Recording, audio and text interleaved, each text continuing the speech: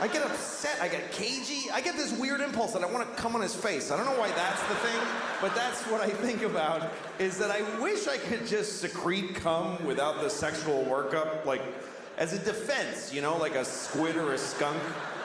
Not sexually, I mean aggressively. Hi. Jesus, man. You just came in my eye. I just want to go downstairs. I don't want to talk.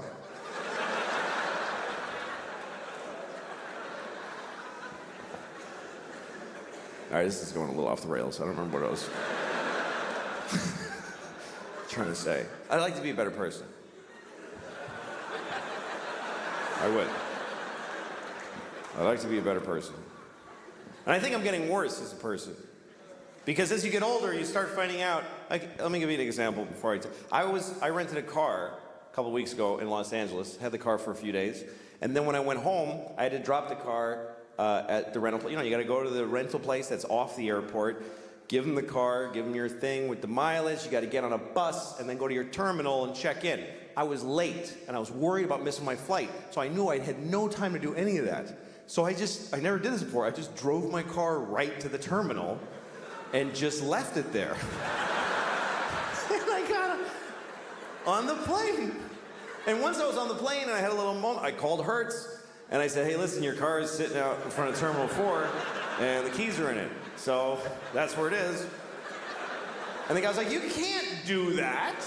You have to return it to this location and then and I go, well, I didn't do that already. And now I'm leaving California. So if you want your car, you need to go to that place where it is. And he was like, oh, Jesus, man. All right, we'll get it. And that was the end of it. And Clifford gets the death penalty, and there's a whole book about his appeal process and how he found Jesus, but everybody said it was bullshit. And the cop's wife was like, I want that dog dead! And then he goes to the chair and they shave all his red fur off, and now he's Clifford, the big pink dog. And they put him on a big funny electric chair that the town got together and built. It's boring having kids. You gotta play kid games. You gotta play board games. Little kid board games where you and you go tick, tick, tick, tick, tick. You got a 6, honey. 1, 2, 3. It's just here. Just go here. It's just. Daddy, I'm learning. I know you're gonna grow up stupid because I'm bored. I can't take it, baby. I can't watch it. I'm bored more than I love you. Come on. My girls are 6 and 9 now. They're actually a really exciting age because they're learning to do some cool stuff. I played Monopoly with my kids. That's really fun. My 9-year-old, she can totally do Monopoly. The 6-year-old actually totally gets how the game works, but she's not emotionally developed enough to handle her inevitable loss in every game of Monopoly. Because a Monopoly loss is dark. It's heavy. It's not like when you lose at, Candyland. Oh, you got stuck in the fudgy thing, baby. Oh, well, you're in the gummy twirlios and you didn't get to win. But when she loses at Monopoly, I gotta look at her little face and I go, okay, so here's what's gonna happen now, okay? All your property, everything you have, all the railroads, your houses, all your money, that's mine now. Gotta give it all to me. You know? Give it to me. That's right. You're like just sad. I'm a little drowsy. Woo! I never really could have like I wish I was a drunk. Like that, I love romantically the idea of being a real drunk in my bathrobe all day. Everybody who loves me is always crying. He's destroying himself. I can't watch anymore. Shut up, then. Showing up at my kid's school play halfway through. You show who you are, I wish I could be that guy. But I can't drink because I just get tired. I go to sleep. I don't know how people drink and then do shit. Like when I see movies or TV shows where there's people in an office having a power meeting and they're clink, clink, they're making a drink in the daylight with a tie on. Well, Senator, hope you play ball with us in this construction deal, if you know what I'm saying. Yeah, well, I'll see what's in it for me.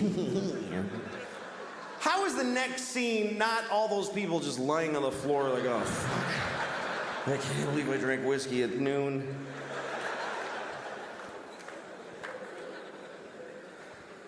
I can't smoke pot because it's the same thing. I'm too old for it. Sometimes young people come up to me after shows. Hey, do you want to smoke some pot? I'm like, can I get my portion to smoke without you alone later? Because I don't want to stand in a parking lot with some 20-year-olds.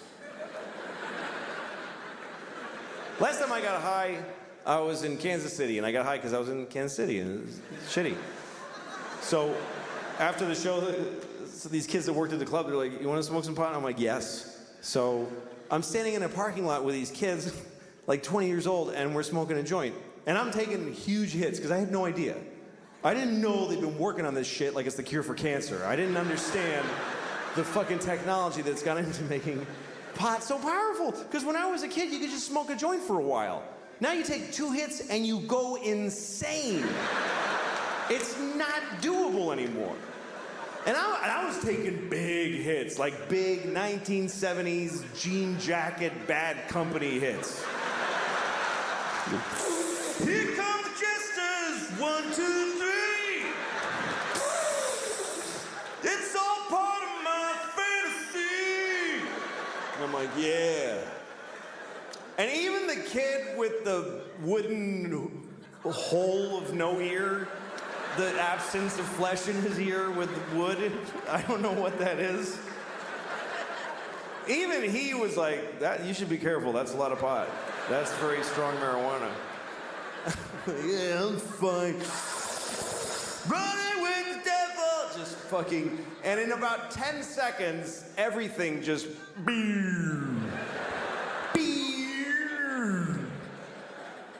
and I'm like, oh shit. This is an ordeal now. I'm not gonna feel okay for a very long time.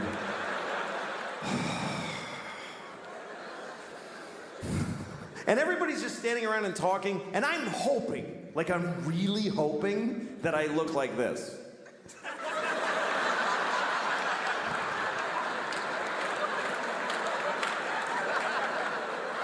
But I'm pretty sure that I was just scanning insanely.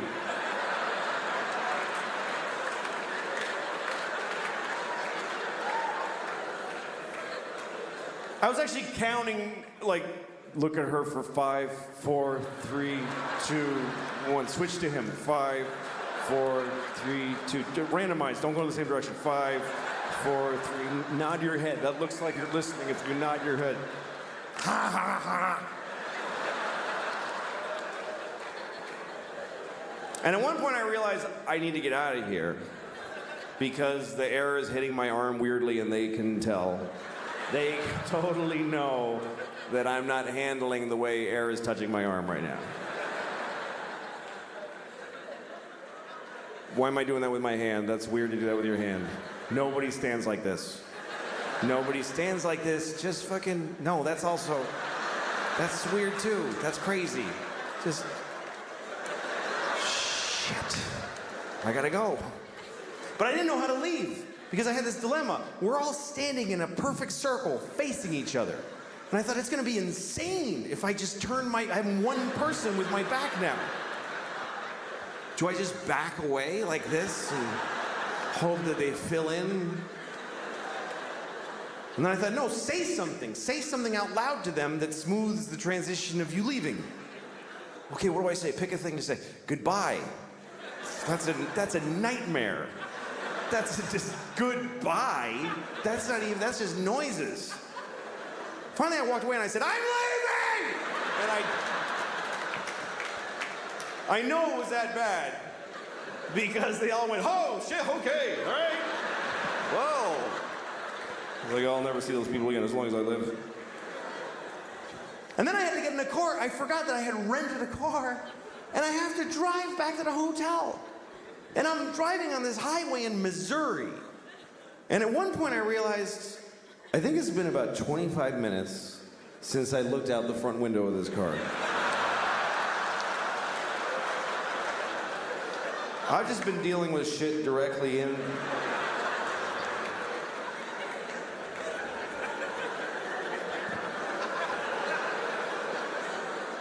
Oh, shit. There's a whole spectrum of responsibility out here. I'm supposed to take part in this. And then at one point, I remember I was at a drive-thru, and I was terrified because there's a lady sticking her head out a window, and she's mad. She's going, "Sir, sir." I just kept saying, I don't know.